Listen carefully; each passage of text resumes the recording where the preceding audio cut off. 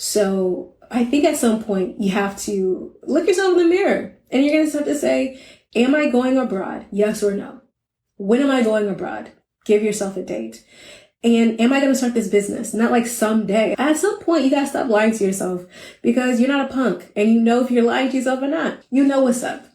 At some point, you are actually going to have to either go or stay. And right now you're just staying, which is fun. But at some point, you got to stop talking about it. You got to be about it. Let's just get real. In 12 weeks, a lot of things can change for you, right? A lot of things can change. Let me be real. Like, I launched my podcast in 12 weeks. I'm not joking. I launched it and it did what it's doing. A lot of things can really change the trajectory of your life. That's no BS. So you really have to start thinking to yourself, if not now, then when? Especially you're like, well, I'm going in 4 years, I'm going in 2 years. Well, at what point are you actually going to start like taking the actions to do what you said you're going to do? You know what I'm saying? If you're trying to do a triathlon, at what point are you going to start swimming and biking and running? That's all I'm saying.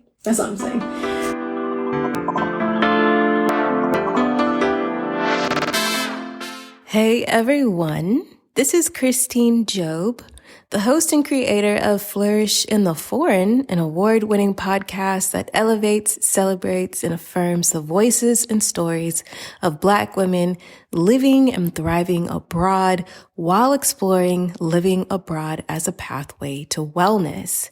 And this is the special mini season all about how to build a business abroad. This mini season is designed to answer all of your burning questions and to give you actionable steps for you to get closer to leveraging your own talents and skills into building an asset of your own so that you can support yourself financially while pursuing a thriving life abroad. It is time for you to benefit from all of your brilliance, your expertise, your experience, your skills, your talents, your natural je ne sais quoi.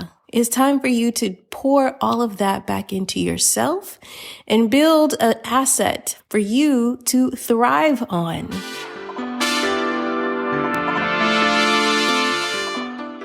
Today's episode is all about the Build a Business Abroad guide and the 12 main considerations you need to deeply contemplate and have at least a cursory knowledge of if you decide to build a business abroad.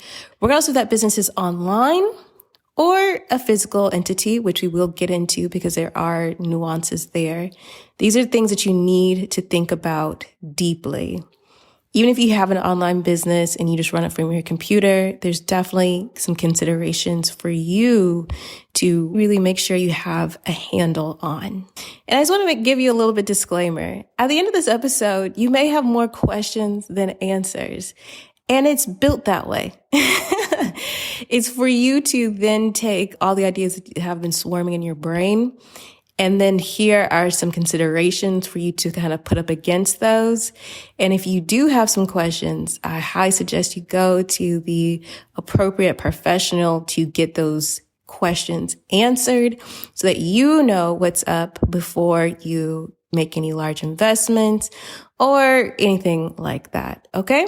Hey everyone, it's me, Christine, the host and creator of Flourish in the Foreign, which is, of course, the podcast and platform that elevates and affirms the voices and stories of Black women living and thriving abroad. Today, I want to talk about building a business abroad, build a business abroad, roadmap, business strategy guide. There are just some things in this guide that I think are just so important for you to consider. And I know there's a lot of people who are like, yeah, just do whatever online and go abroad and it'll be fine. And I'm here to tell you, no, I'm here to tell you to have a plan with your business and to actually have a business, because let's be frank, you do not have a business if you do not make money. If you do not convert, you do not have a business, you have a hobby, period. And so I want you, if you're interested in taking a business abroad to support yourself, or if you want to build a business while you're abroad, I want you to have like the 101 foundation, or at least I want you to have these things marinating in your mind before you say, oh, I'm just going to do whatever online, or I'm going to do whatever in this other country, because I want you to succeed, period. I'm not here to deter you. I'm not here to make you scared at all. I want you to thrive, and I want you to do all the things you want to do.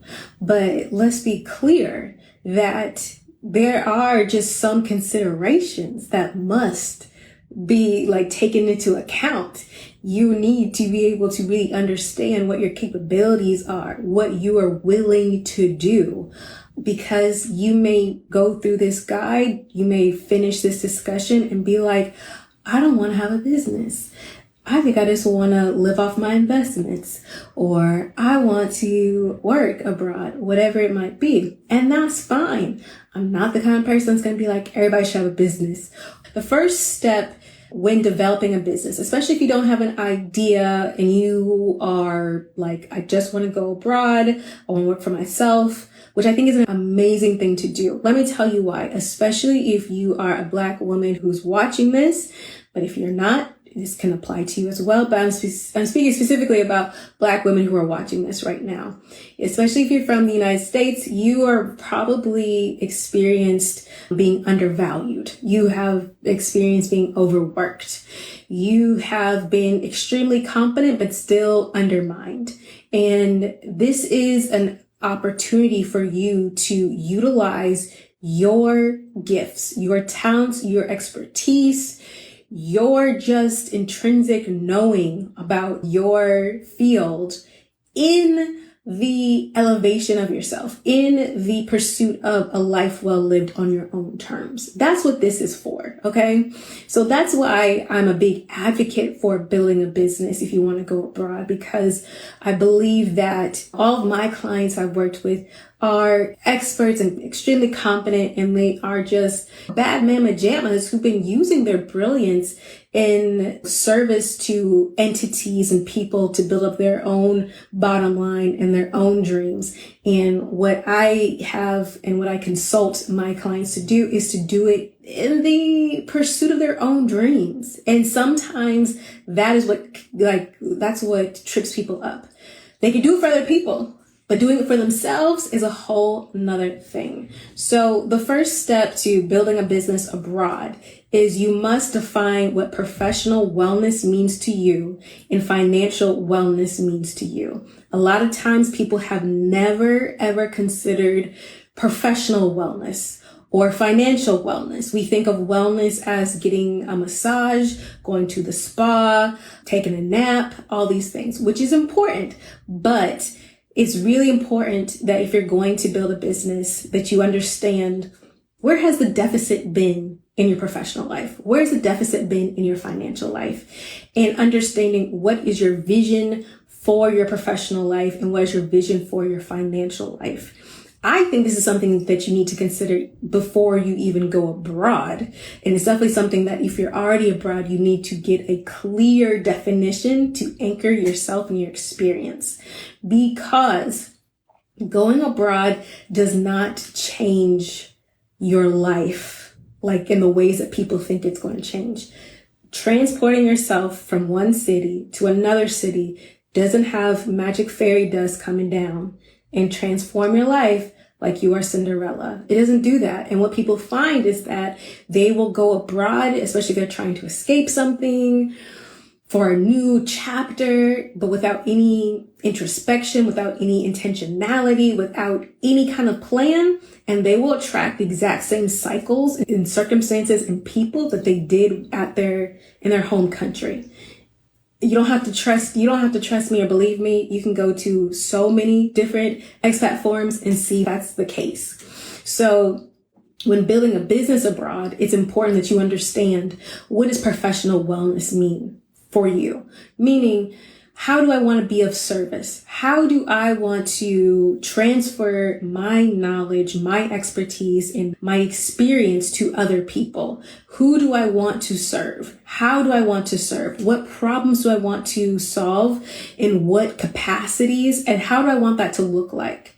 What kind of experiences do I want to have? It's really important for you to understand what that professional wellness definition is for you. Because a lot of us, even if you're retired, people have still professional wellness that they want to maintain. It's just who we are. That's why people who may be retired, they volunteer, they teach, they do so many different things, because there's an innate something within us that wants to serve in some capacity, that wants to have this transfer of knowledge, that wants to help people solve problems. So first up is figure out what your definition of professional wellness is. The next one is defining what financial wellness means to you. Too often people will go abroad and they'll say it's cheaper there. So apparently it's just being cheaper there is all you need. It's going to solve all your problems. That's not true. Again, like I said before, oftentimes people bring the same habits and the same cycles to wherever they move to. So if you weren't good at money in Atlanta, moving to Bogota or Medellin is not going to make you better at money just because things are cheaper. And that is something that people don't believe me. But again, check the forums, check ahead and talk to more expats, because you will see the same cycle. It is a relationship that you have with money. It's a relationship that you have with value. It's a relationship with whatever. It does not get healed by you just moving to a different country. It doesn't. So it's really important for you to understand, what does financial wellness mean to you? Perhaps it means making a certain amount of money. Perhaps it means being able to experience a certain kind of lifestyle. Perhaps it means having a certain kind of nest egg of investments. There's so many different ways to really articulate what financial wellness means to you. And I really implore you to take this time to define it on your own terms, because a lot of us have been given definitions of what success, financial success is, all these things by society, by who you're raised by, all these kinds of notions of what financial success is or success, and therefore what financial wellness may look like for us. It's really important that you understand what does it actually mean to you? What do you actually want to experience? What does financial health look like for you as you build a business, but also as you go abroad, so that you can create a plan that is in alignment with that definition and that vision of health for yourself. It's important. It's also important to understand that you may have had a vision for yourself for a long time and you never really believed in it. You either never believed in it because you never really wanted these things and you self-sabotaged, or you never really believed that you were worthy of it. These are things that I'm telling you right now. You may be like, Christine, what are you talking about? What does this have to do with anything? It has to do with so much. Yes, it has to do with so much. You want to start having these conversations, start doing these kind of journaling exercises with you now, because it will come up to the surface when you're abroad. It's just the nature of being placed in cultures or situations that are just different from you. A lot of these dissonant feelings will get stirred up by very minor things because they're symptoms. And because we've been living kind of on autopilot, everything has just been like chill. Everything's just been just below the surface. All you need is one little thing to agitate you and everything like comes to the surface and everything falls apart, right? It's so important for you to start taking these steps to be introspective. It's just key. And if you don't, you play yourself, because guess what? Even if you decide not to be introspective, the process of going abroad and making a life abroad will make you very introspective. It will make you really think about what you value, what you really need. And don't you want to do that before you select maybe a country or a city or a neighborhood or your game plan? Don't you really want to be tapped into what is it that you really want? And let me tell you, this process, I actually wouldn't necessarily share with anyone at first.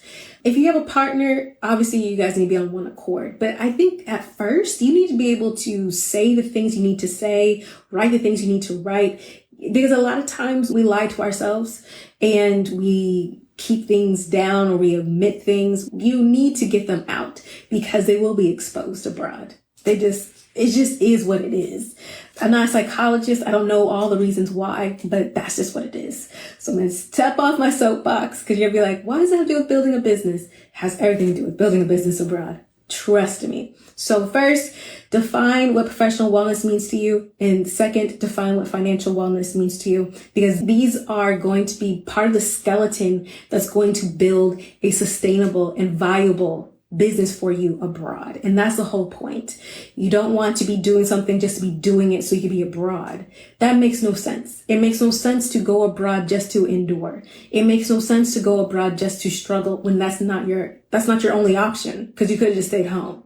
So please take the time to be introspective now, because if not, life will humble you and make you do it anyway. That's just how that works. All right.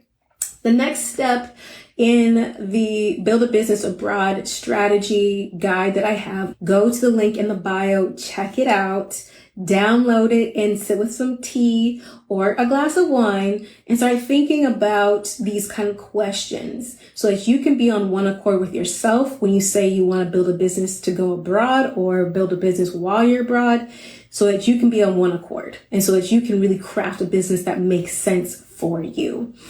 The second one is to know why. Why do you want to go abroad?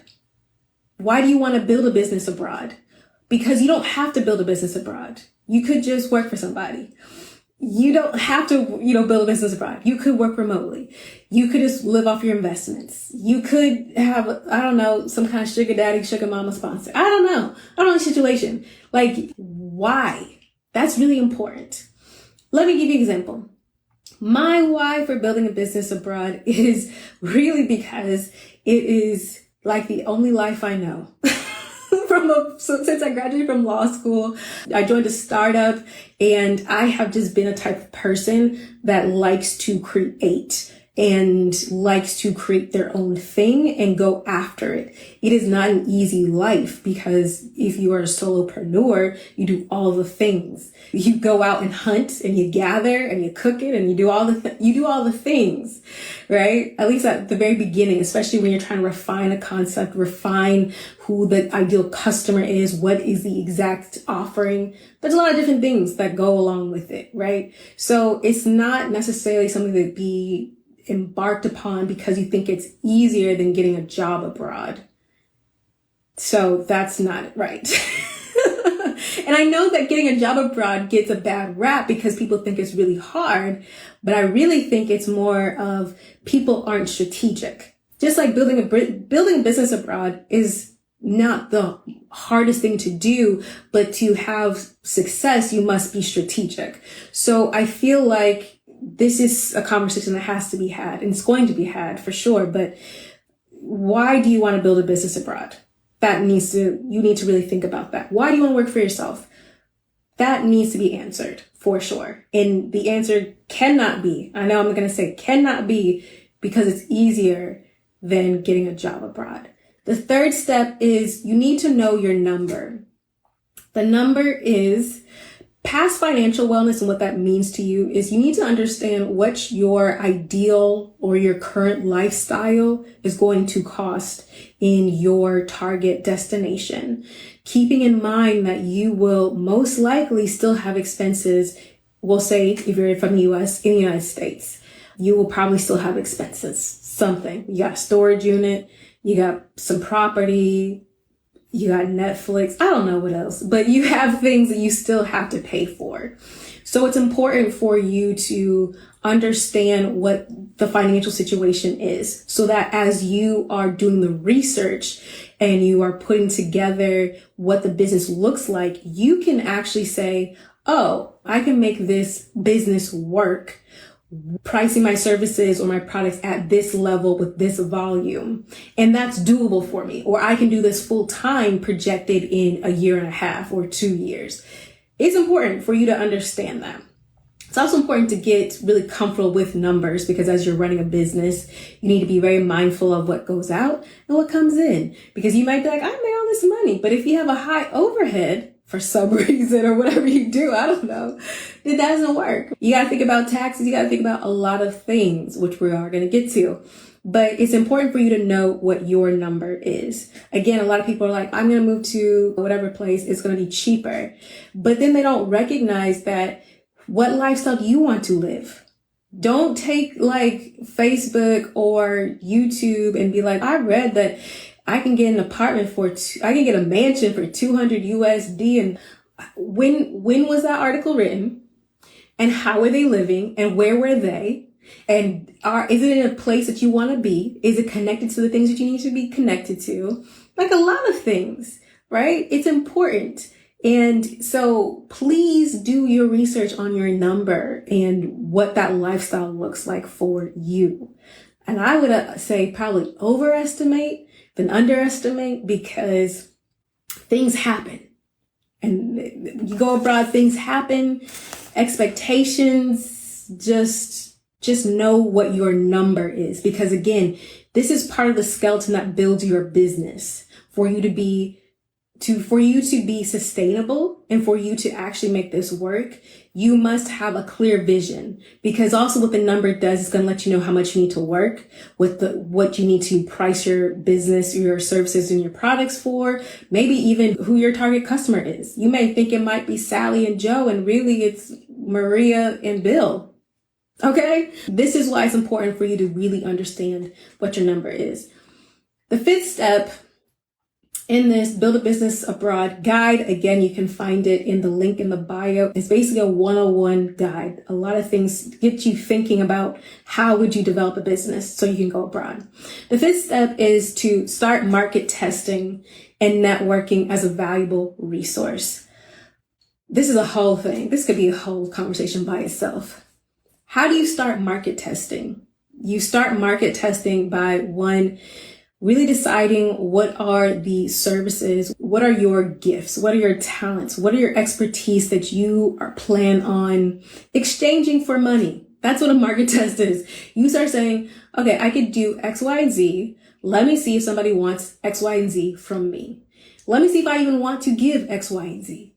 Let me see how I want to give X, Y, and Z. Let me see what the prices are, if that makes sense with my number, like in step 4. So that's really important, is you need to start market testing before you have a brand, before you have a website, before you have a logo and colors and a whole market strategy and things like that. You need to see if people are even interested in what you are providing, if they want it from you. That is really key, because again, you don't have a business unless you make money. That's just how it works. If you don't make money, if you don't convert, if you don't have sales or revenue, you don't have a business. You don't have a profitable business if you don't have profit. So there's levels to this. You don't have a business if you don't have any revenue. You don't have a profitable business if you don't have profit. And you don't have a sustainable business if that profit isn't of such an amount that it can sustain the business, right? With investments, overheads, and also feed you and your whole crew, right? That is important. So we market test first. We market test using our network. Now, this specific advice are for people who are going to be tapping into their talent and their expertise to leverage into a business. However, this actually advice can be applied to really anyone, depending on what kind of industry you're going to go into. Because in my mind, how I approach any kind of project or endeavor is you always tap into the things that you know, and you always tap into your network, regardless if you feel like if you're like, I'm an accountant, but now I'm going to sell cookies. Girl, we're still going to tap into our network. Like, why would we start at zero? That's a sucker move. Don't do that. You have spent years building relationships. People trust you in some sort of capacity. Don't you think that even if they don't need your business or your service because you decide to sell cookies now, You don't think they know somebody that wants cookies? Like, it is important for you to market test. It is important for you to network as a valuable resource. Market testing, once again, is to go and ask your network, ask the people that you've worked with, you build relationships. If you're going to be an accountant and you have a specific part of the system, accounting services that you want to niche down in and you want to provide to customers and friends or to acquaintances, it's important for you to say, hey, do you still have this problem that I've helped you with or I've consulted you with you? Do you still have it? If they say, no, I figured it out. Do you like that service? Do you think it's valuable? Would you use it again? These are questions. I still have this problem and it's really irksome. Great. What do you think would be the solution for that? Ask them those questions. I'm offering this. Would that be interesting to you? Do you feel like that would solve your problem? Yes, and yes, but yes, period. This is part of the research to say, hey, I think I'm onto something because I got something, people want it, and they're willing to exchange money for it. I'm onto something. That is a business idea. Everything else is not a business idea. Everything else is just a cool thought. It's not a business idea unless it makes money, period. That's just how it works, right? And then you want to network as a valuable resource. Networking as a valuable resource is really key. And I make it separate than market testing because networking as a valuable resource does so many different things. One, it showcases your authority and your credibility in your area, right? So even if you are an accountant that went into cookie making, you can still network as an authority and credibility in cookie making, right? You niche down and you say, I know this about cookies. I do this kind of things. You network, you talk to people about your cookie making. And so people are like, yeah, I'm trying to make cookies for the kids this week. You know what? Let me talk to so-and-so because they are what? The authority. They have the credibility. They are a valuable resource in cookie making. Yes? Yes. But also what networking as a valuable resource does is that you get to tap into other people's networks because they're like, oh, I know you're part of their mental Rolodex. I know someone that does that.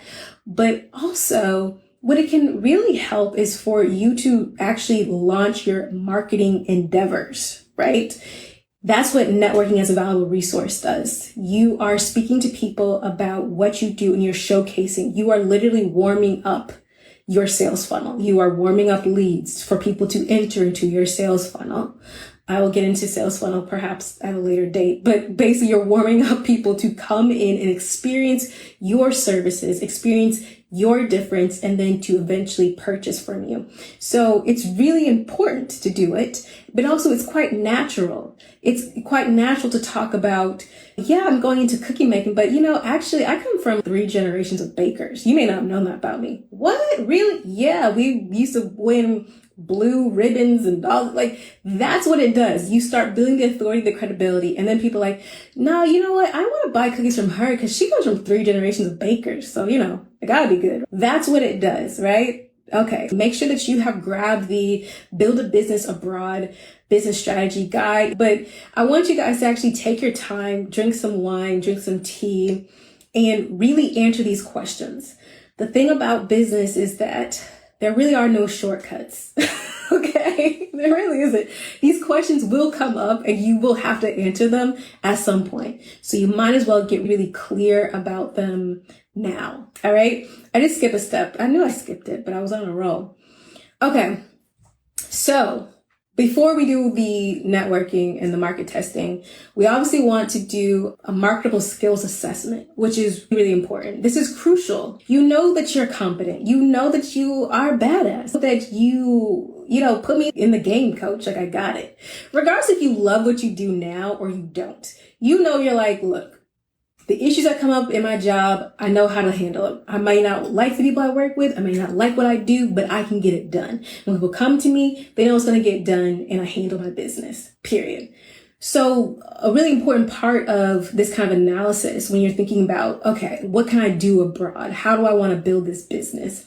Is to really do a marketable skills assessment and see what are your skills, because it's nebulous in our mind. Like we know what we do, but then we're like, we always undervalue that.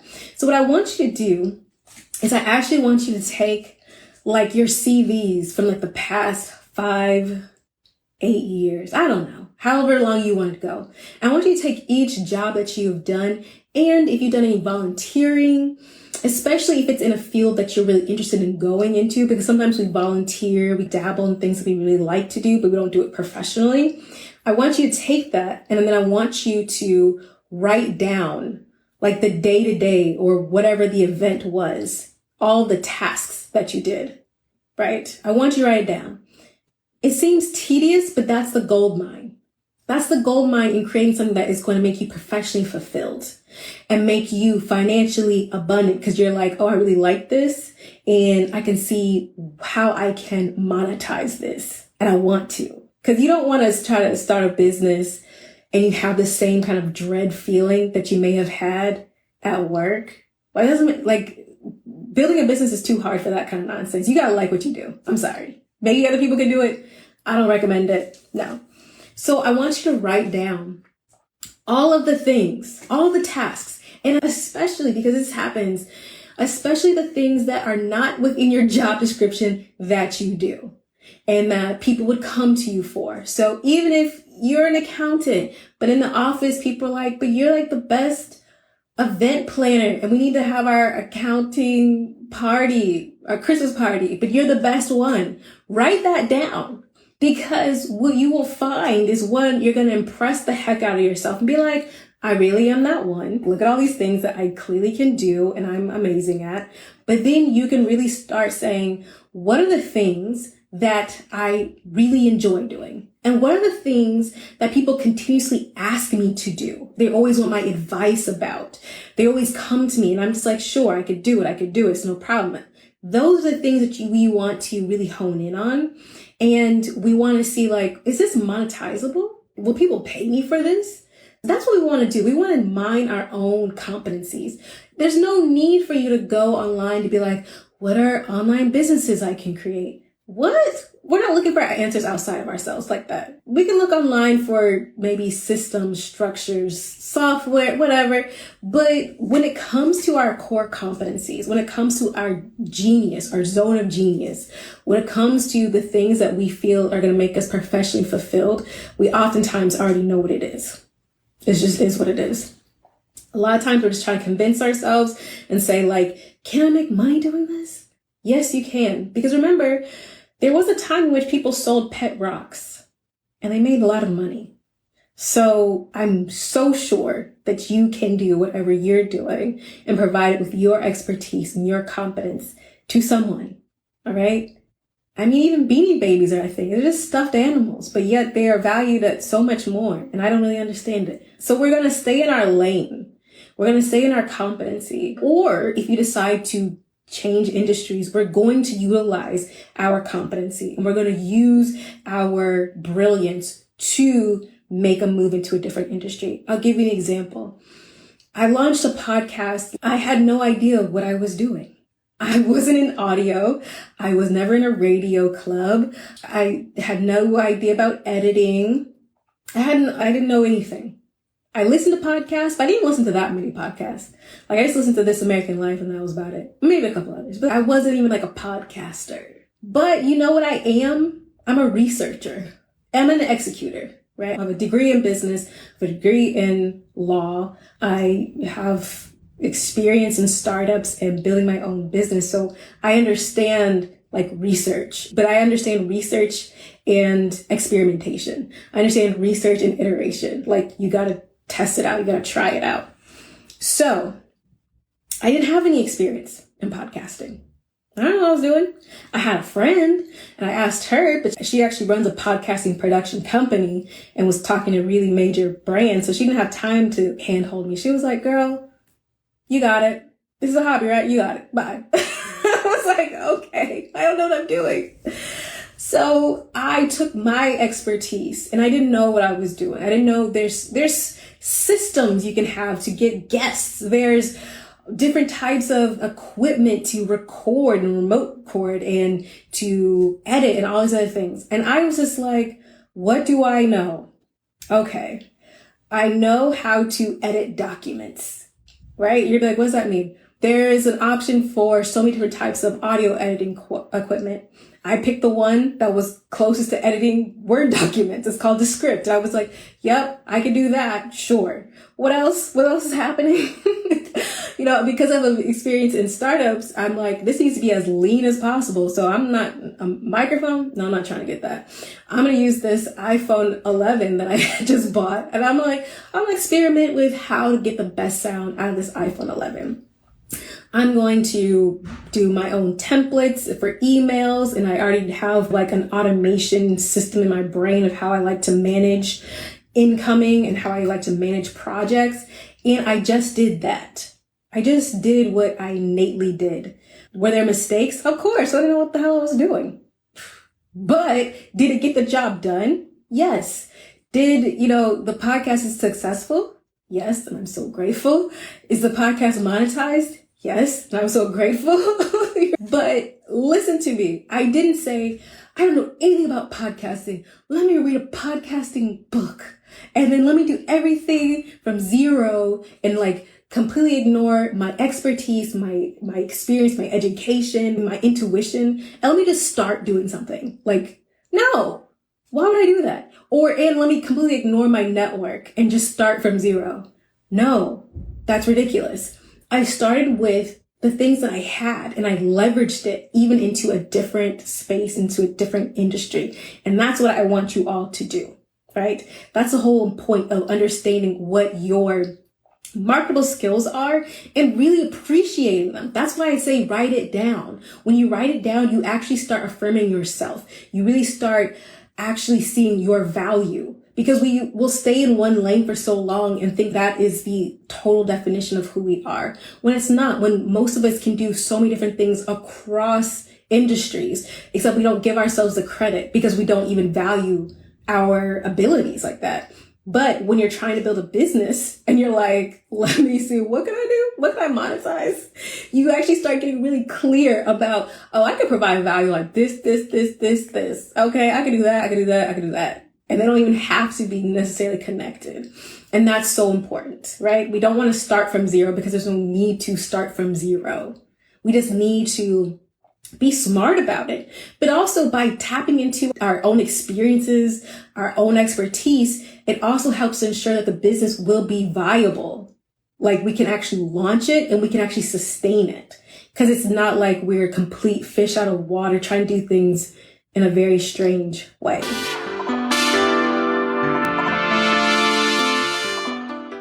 Hey, I hope that you are enjoying this episode of Flourish in the Foreign. And if building a business, if having your own business has been part of your vision of a life well lived for quite some time and you haven't been able to really make it happen, or perhaps you aren't as profitable as you'd like, or perhaps you're not sustainable like you would need to be to live abroad, then I invite you to join my Build a Business Abroad group coaching program. You can learn more about me as a business strategist and more about the program at my professional website, christinejob.com. That's CHRISTINEJOB.com.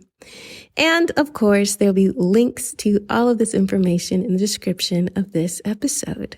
All right, back to the show.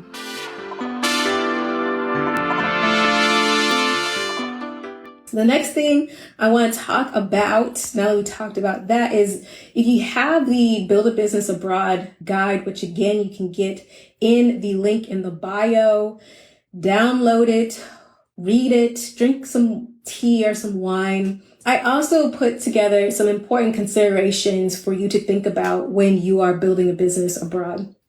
These considerations obviously are nuanced for if you have a completely online business with no physical products. That's obviously going to be different than an online business with physical products that must be delivered, to a brick and mortar business that has products that needs to be delivered, or a completely local base, right? These are all different types of businesses, and I can't talk about all of them. But in general, things that it's important to think about is, again, your type of business. How are you going to operate? How are you going to exchange your services? How are people going to give you money? Think about what that business is, right? And From that point, we then want to think about the infrastructure that is needed to do this exchange of services and money, right? We need to think about, if I have an online business, but I have physical products that need to get delivered, and I live in Turkey, but my audience or most of my buyers are in the UK, how am I going to deliver these services to them? How? Am I going to have a warehouse or some kind of space that's going to be based in the UK that's going to deliver these services? Am I sending them from Turkey to the United Kingdom? And how does that work? Customs, taxes, things like that. What is the lead time necessary? Am I sending something that will die or not die like a plant? That was a bad example because sending like plants and things like that has a lot of restrictions on it. But will you send something that will rot like food or that needs a certain kind of care, that has a shelf life kind of thing? That's important to think about. If you have a fully online business, meaning you exchange services, right? So you may have deliverables, but they're all digital. You can deliver them digitally, or you have digital products, things like that. Still, you need to understand what the infrastructure is, right? You need to know connectivity. Are you in a place in which you have good internet? And not like, oh, sometimes good internet. Like you can still do your business like all the time, right? Or power. Are you in a place that has power issues or has some kind of natural disaster kind of things or natural occurrences that may knock out your connectivity or your electricity? Think about that. Are you on a fault line? Is there a lot of earthquakes? Is there a volcano? I don't know. Is there a tsunami season where you're like, the winds start whipping up and I don't know. That's important to think about, right? Infrastructure is super key. Another important consideration that I just don't think people really consider, especially if they consider themselves a digital nomad, this is something that people like, they don't care, which is your visa requirements and limitations. I'm going to say this, fight me if you'd like, bring it, I don't care. But just because you're a digital nomad doesn't mean that you can work and be a digital nomad anywhere in the world. Let me repeat that. Just because you're a digital nomad, meaning you are not working with physical products in a country, you're not working off the economy, your customers are not in this country that you're in for a short period of time, it actually doesn't mean that you can be a digital nomad legally. What you have seen and what is normalized is that people are working. Some people have digital nomad visas because this is a recent kind of phenomena where people, like countries are like, oh, y'all just staying here working. Right? Okay, you're gonna need to pay a visa and social tax for that. And there are some countries that don't. So people are working on a tourist visa. Most tourist visas around the world do not allow you to work because you are supposed to be there spending money, not making money. And the thing is that why this is really important for you to consider is that there's also this like weird rumor that's not true, that people think that if you don't make money in a country, then you do not have to pay taxes. No, most tax jurisdictions, there's like hundreds, obviously, because there's hundreds of countries, tax jurisdictions. They're not the same. So there's that. So please do your research. Please understand what makes you a tax resident in a country. It is also not the same. Please. Sometimes you engaging in work of any kind makes you a tax resident in a country. So, do your visa and also understand that just because you have a valid visa does not make any other behavior legal, right? Whatever your visa is for this behavior, if you are outside of this behavior, your visa can become null and void because you violate the visa, right? It's a legal document. Yes. So you need to understand what your visa requirements are, the limitations, what you need to have a business in this country, or even if it's online, what kind of things you need to make sure that you have. You need to make sure you need to know that. Okay. You understand if you need to register your business in your country.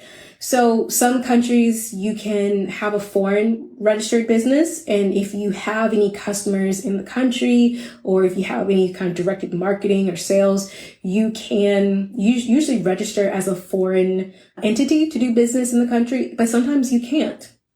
Sometimes they're like, no, you need to create a business in this country. Sometimes you have to have a citizen who is a part of that business, a partner, sometimes 50-50, to open a business in a country. So please understand that starting a business to go abroad and to have abroad is more complex. It is not just take your laptop and go. I'm saying that because my philosophy has always been about thriving abroad. Thriving abroad requires you to think in a capacity that is much bigger than yourself.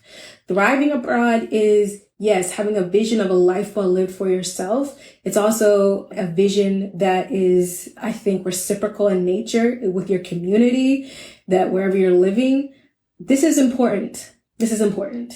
And I think if you're really trying to build a life well lived with integrity, then you will take the steps to make these considerations and make sure that you are on the up and up. Also, you don't want some of these problems abroad. I don't think you want these problems in your home country. Some of these problems of, I didn't report that, I didn't pay my taxes. Some of these have consequences that you are not willing to face. So make sure that you know what's up and don't try to do things on the low. And if you're going to do it on the low, don't tell anybody. How about that? You also need to understand the business culture. Yeah. And I'll say this is important for if you have actually a fully online business, but even if you have a business that has local contact, you have customers or you have suppliers or whoever in country, it's really important because you need to understand as you are maneuvering as an entrepreneur, what's the climate and the culture? What is acceptable? How do I build trust and how do I assess trustworthiness and dependability in my suppliers? And when people tell me something, is it that if people are telling me like, oh yeah, we'll come and install whatever, are they lying to me? Is it an okie doke? Or is it culturally that just meant, yeah, I said tomorrow, but I meant like in 2 weeks? It's important to understand that, right? Does that make sense? Like if you need to understand what the cultural nuances are so that you can adjust, because you need to adjust because you're not in your home country and you're not doing business like that. So you need to understand, what does this mean? How can I assess if this is a good business decision for me? Can I work in this kind of community, in this kind of environment? Am I moving to a place in which they're not going to take me seriously as a woman? Am I moving to a place in which, because of my religion, I may not be seen as trustworthy? Am I moving to a place in which I need to engage in bribery and things like that? And because they don't really see it as bribery, they just see like, this is how we get down. It's important to understand that. It just is. And I say that because even if you don't have a brick and mortar business, as a business owner, you need to get internet, you need to get electricity.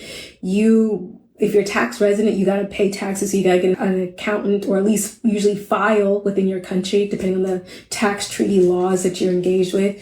There's things that you still have to like get done on the day to day. And for you to make solid business decisions and to assess your life, you need to understand the culture. Like, how does it get down? Also, to go back to the visas, you need to understand, like, what is the climate for business in this country? What does the government really value right now? Are they trying to attract digital nomads, or has the public, they have an uproar and they like hate digital nomads, so they just coming for you? Understand what is going on so that you know how to play, you know how to maneuver in this kind of space. That's really important as well, because also you'll learn where to align yourself, how to market yourself. You'll be like, I'm not a digital nomad. I'm location independent service provider. You'll figure it out, right? It's really important. Language. You really need to know the language. I was going to say that right. You really need to know the language of whatever country you're moving to. Regardless if you have business again in that country or not, I think that it is important to at least strive. Some of us pick up languages faster than others.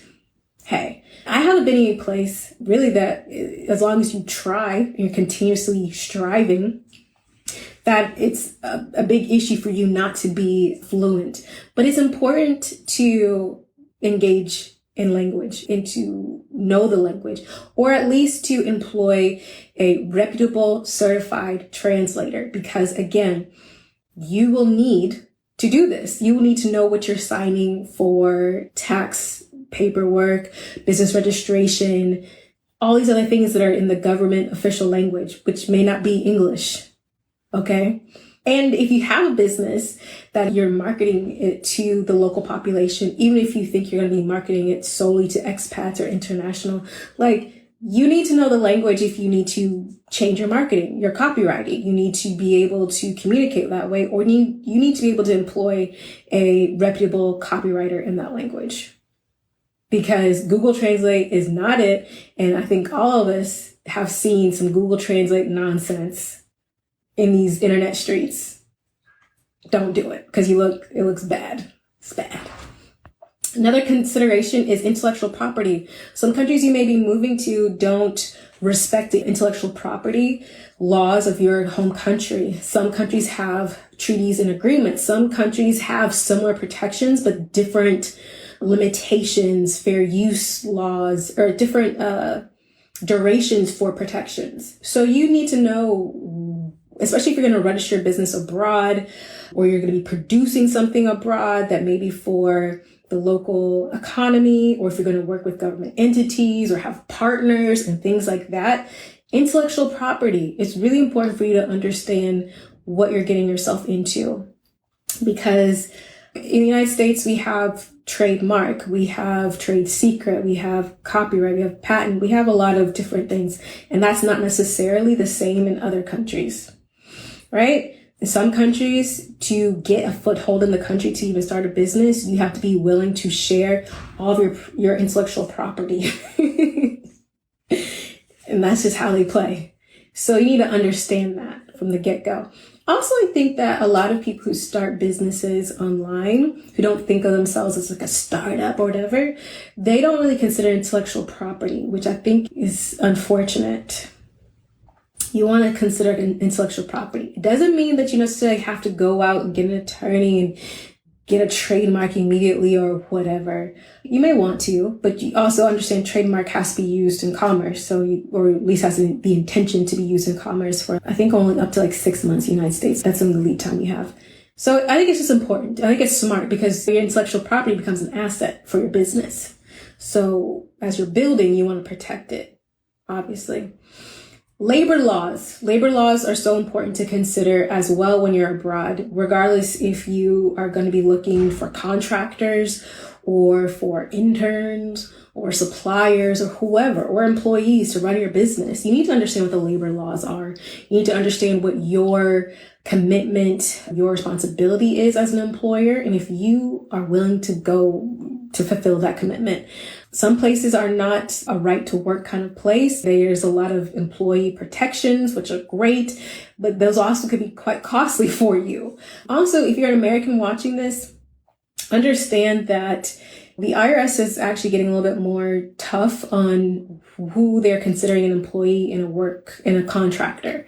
So you may have a VA who does these things for you that are consistent and they get paid and they do the same hours and all this kind of stuff. And really, they actually might be considered an employee because of the IRS, right? And that is a whole other thing because you got to start paying payroll taxes. You got to start doing deductions. There's a lot of stuff that goes with it. So I highly recommend you to consider that. I'm not saying that this should be a deterrent for you or I got to think about this. I got to get a tax return. I got to do whatever. No, but look, this is like a list of things to do, right? Especially when your business starts picking up speed, you start making some money, because, the IRS doesn't really care. You can have an LLC. The IRS doesn't give a crap about if you have an LLC. They care if you make money, right? So, when we start making money, they'll be like, okay, how are you structured? How are you? Okay, got it. Just having an LLC, they don't care. They don't care. Okay, because you're not making money. Though in other countries, they actually will care. I'll say here in Spain, if you're an autónomo, you're a freelancer, you got to pay your taxes and your Social Security every month on time, every time, regardless of how much money you make. So there's something else to consider. But be cognizant of the labor laws. Just be cognizant. Again, this shouldn't be a deterrent, and it shouldn't really slow you down, because until you start making some money, there's no, chill out. Working currency and currency exchange. I was just talking to somebody about this who is a digital marketer actually earlier this week who lives abroad. She was talking about how a lot of her clients are in the States and she gets paid in USD. Some of the stuff that's being projected in the economy in the future, she's starting to move she's changed her currency. She lives in Europe into euros and she wants to get paid in euros, right? That is something to consider when you get paid in a currency and you need to do the currency exchange. You may send it back to yourself, for example. So if I have a business, my business is registered in the United States.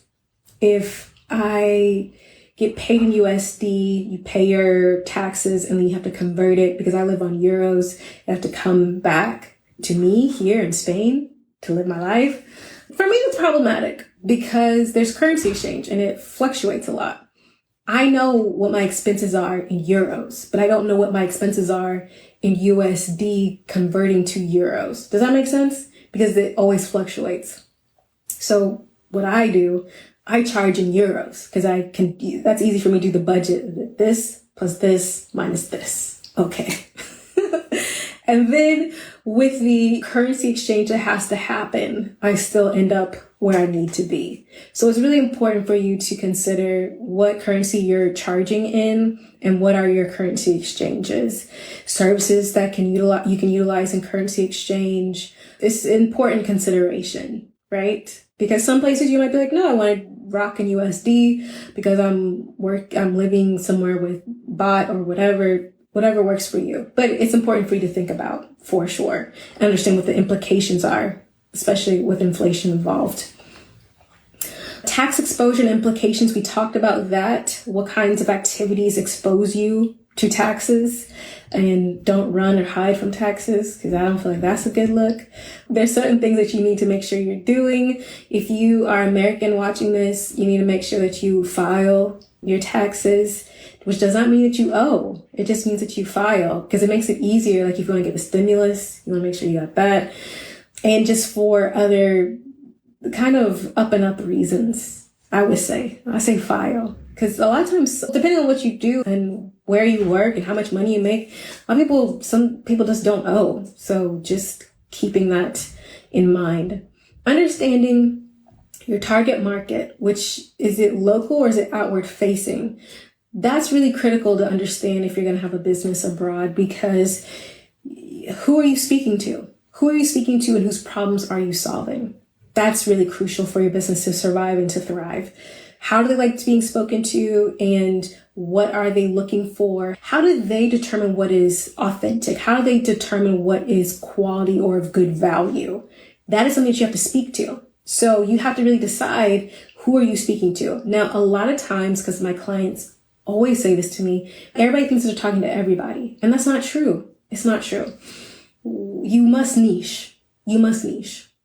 Now, you may have a product that is outward facing. Right? You have a very specific audience. It's working moms who live in Atlanta who like to spin. I don't know. That's your target market. And you may still get people who are not moms or who are stay-at-home moms who are not in Atlanta, but maybe they're thinking about moving to Atlanta or they just like whatever you're doing. And maybe they don't like to spin, but they just still like it. Like you may still get clients and customers who are outside of your niche market. It actually happens all the time. My podcast is centered in Black women, right? It's not exclusively for Black women, but I'm centering Black women, experienced Black women across the diaspora. And let me tell you, I have listeners that do not identify as Black and who do not identify as women. That's how it goes. But you know what it is that by niching down very specifically, I was able to really create a very potent kind of product, a potent offering that people are drawn to. People are drawn to the storytelling. They're drawn to the experiences. Whereas if you try to be for everyone, it automatically gets watered down. You understand what I'm saying? It's the same thing about any kind of product or service. Niche down until you feel like you can't niche down even more. And you will actually surprise yourself by the people who you attract, who will be fans and fanatics, and you tell people and you'll be like, I don't even know. Like I said, you may have a product for Atlanta working moms who like to spin, and you may have a grandpa from New York who's just like, I just like it. I think you guys are great. Like, whatever. That's how it works. Okay? So please understand that. Also, I think it's really important to make sure that you have a support network while you are building a business. Some people get entrepreneurship, some people don't. Some people are going to be detractors. Some people are going to be supporters, right? Some people can give you critical advice. I'm giving you critical advice, but I want you to win. That's why I want you to think about it. I want you to think it through so that you can win. Some people are just going to discourage you. Entrepreneurship is a lonely experience. I'm not sure why, but it really is. It's a lonely experience. And when you couple it with going abroad, sometimes by yourself, or even if you're with a family, it can be an isolating experience. So it's important to have a support network, okay? You can't do it alone, nor should you want to. You want to be able to have like hive mind. So you could be like, what accounting software are you guys using? Because I can't watch another YouTube video or read another blog about it. What are you guys doing? What's happening? And you can share what you've learned so that you can all grow and be supportive, right? I highly recommend having local support system, and one maybe that's abroad. So your friends and family, or a group of entrepreneurs from your home country, and some that are here in your local country.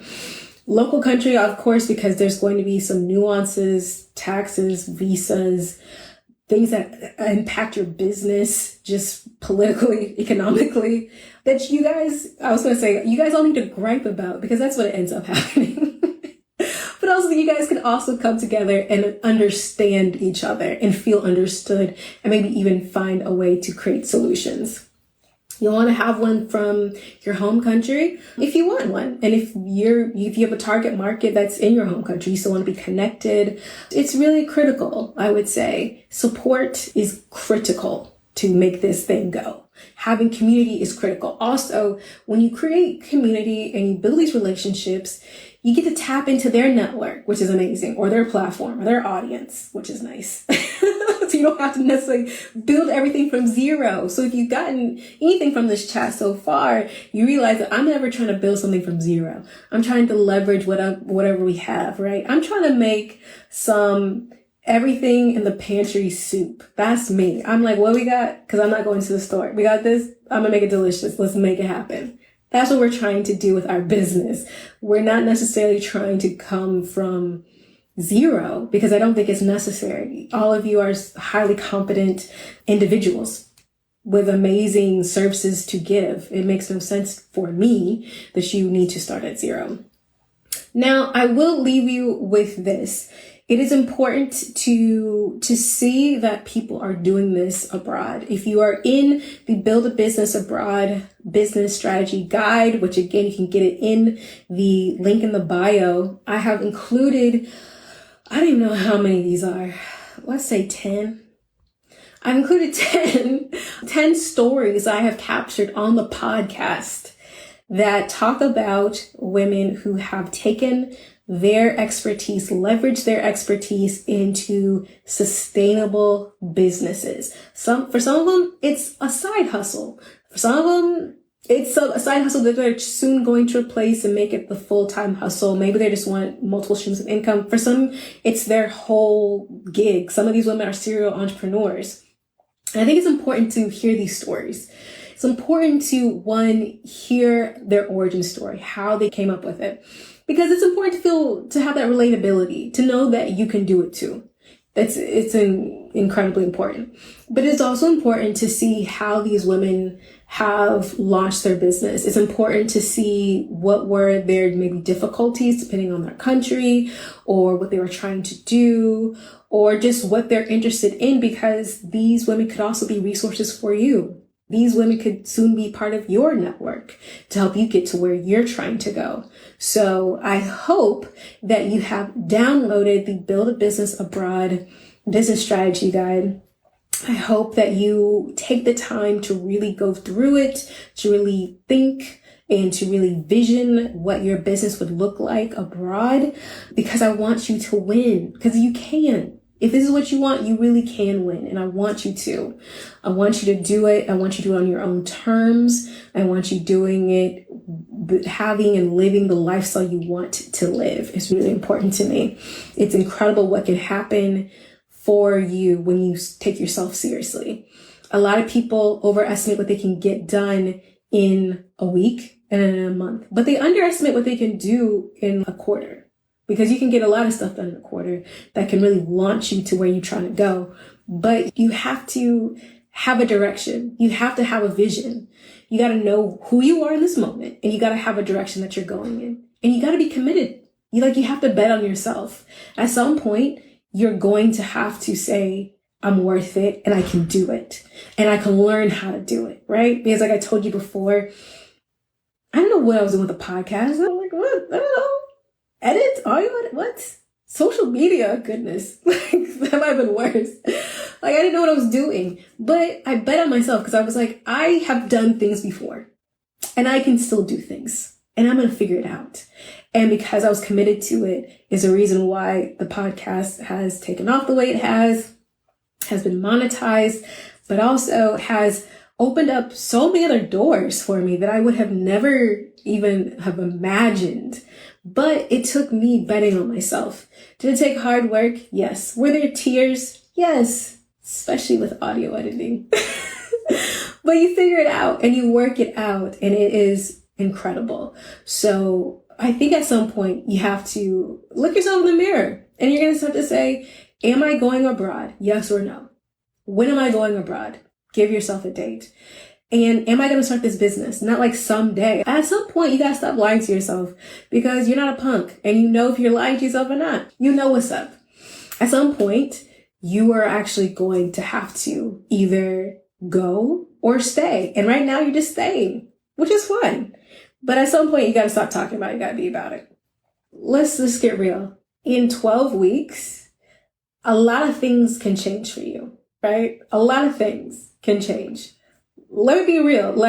I launched my podcast in 12 weeks. I'm not joking. I launched it and it did what it's doing, what it's doing. A lot of things can really change the trajectory of your life. That's no BS. So you really have to start thinking to yourself, if not now, then when? Especially you're like, well, I'm going in 4 years, I'm going in 2 years. Well, at what point are you actually going to start taking the actions to do what you said you're going to do? You know what I'm saying? If you're trying to do a triathlon, at what point are you going to start swimming and biking and running? That's all I'm saying. All right. Thank you so much for listening to this episode of the Build a Business Abroad mini season. I want you to, take it all in, take a deep breath. You got this. 2, I want you to journal how you feel, initial reactions, initial ideas that you have. And I want you to know that with consistency, where you will find yourself in 1 year, let alone 6 months or even a month from now, is going to rock your world. Thanks to Zach Higgs for producing the music of this podcast. It's time for you to believe in yourself. And it's time for you to bet on yourself. You are more than capable, and you are so ready for the next step. I'll see you next time. Bye.